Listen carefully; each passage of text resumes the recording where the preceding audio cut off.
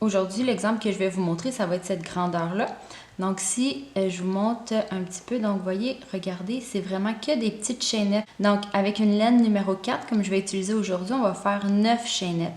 Mais si vous voulez faire un scrunchie qui est un peu plus mince, qui est un peu moins volumineux, comme celui-là, donc vous voyez la différence entre les deux, vous pouvez faire des chaînettes plus courtes. Donc celui-là, il y a 6 au lieu de 9, donc ça le fait un petit peu moins épais. Aussi, si vous utilisez de la laine qui est plus grosse, comme celle-ci, la laine numéro 6, donc lui, je recommanderais d'aller directement avec 6 chaînettes au lieu de 9 parce que sinon, il viendrait vraiment trop gros. Mais encore là, c'est à vous de décider quel style vous voulez. Donc, plus on fait de chaînettes, plus le crunchy épaissit. Alors, pour commencer le crunchy, donc vous allez avoir besoin évidemment de la laine et d'un élastique. Donc, on va aller se créer un nœud coulant. Toujours en se gardant une petite longueur au début. Donc, je fais mon nœud coulant, sauf que je ne vais pas mettre mon crochet tout de suite dedans. Je vais mettre mon élastique dans mon crochet et ensuite, je vais mettre mon nœud coulant sur mon crochet comme ça. Comme ça, je vais pouvoir déjà travailler autour de mon élastique. Alors, on va commencer avec une maille coulée. Donc, je fais un jeté, je passe directement dedans. Et ensuite, pour tout le reste, on va faire des mailles serrées. On rentre, on fait un jeté, on le ramène. On fait un jeté, on passe dans les deux. On rentre dans l'élastique, on fait un jeté, on le ramène. On fait un jeté, on passe dans les deux. Donc, on va faire ça tout le long de l'élastique et vous en faites le plus possible. Donc, ne vous gênez pas pour aller pousser la laine, là, la compacter un petit peu. On veut le plus de mailles serrées possible pour avoir un crunchy le plus volumineux possible. Alors, j'ai rempli mon élastique le plus possible. Je veux faire attention que toutes mes mailles soient à l'extérieur de l'élastique, ne soient pas enroulées vers l'intérieur et que mon petit fil du début soit vers l'avant. Donc là, ce qu'on va aller faire, on va aller piquer seulement dans le V à l'intérieur de l'élastique. Donc, on ne va pas passer complètement en dessous. On va aller seulement chercher un brin de la laine. Donc, le premier est un peu plus difficile parce qu'il est un peu moins bien placé, là. Donc, on veut seulement la moitié de la maille. Donc, on va le chercher comme ça.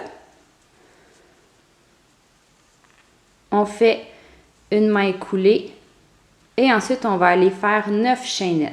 Et là, on va aller piquer dans la prochaine maille qui est vraiment collée dessus ici. Donc, on dirait que c'est dans celle-là qu'on vient de piquer, mais non. Donc, il faut vraiment faire attention, elles sont vraiment collées. Donc, on va chercher encore. Je ne veux pas aller la chercher au complet. Au complet, ça serait comme ça. Je veux juste le brin avant ici.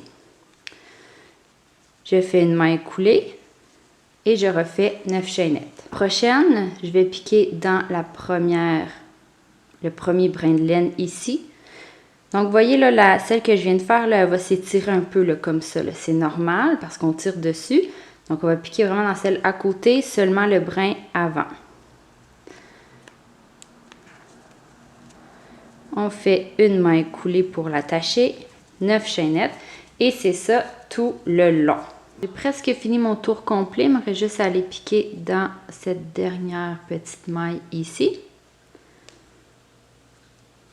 Donc, juste le brin avant, maille coulée. Je vais refaire 9 chaînes.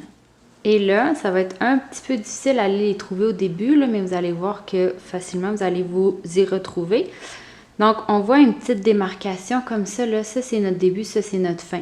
Donc, on va aller piquer dans cette petite maille-là qui dépasse. Donc, tout ça, c'est toutes les mailles arrière. Donc, on va aller chercher ici.